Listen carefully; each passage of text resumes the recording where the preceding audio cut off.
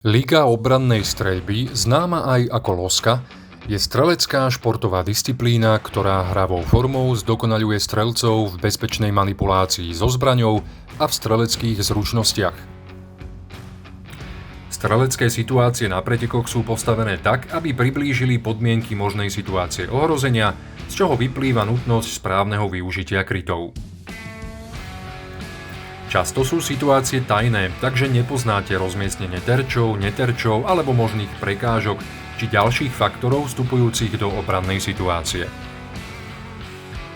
Po pípnutí timeru treba zapnúť všetky zmysly, aby ste situáciu vyriešili v rámci platných pravidiel, bez zbytočných chýb a odkrytia sa terčov s čo najlepším skóre a časom.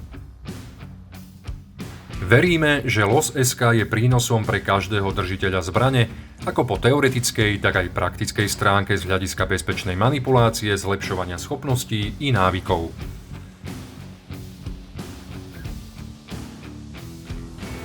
Ak nie je v popise situácie uvedené inak, vyžaduje sa pri vstupe strelca do situácie skryté nosenie krátkej zbrane a príslušenstva, zásobníky, rýchlo nabíjače, a to až po signál na zahájenie jej riešenia. Obrys zbrane v puzdre, príslušenstva ani puzdra samotného nesmú byť viditeľné cez odev.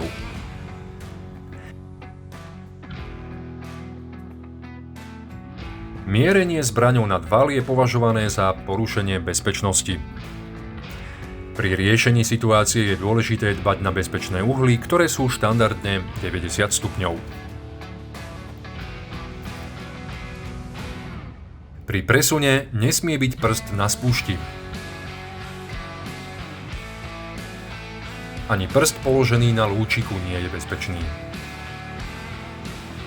Ideálne je prst položený na závere zbrane.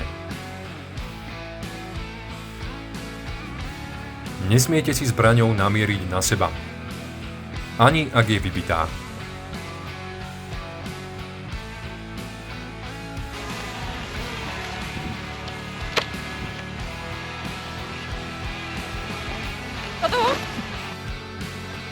Nahovoril Juraj Miškovič.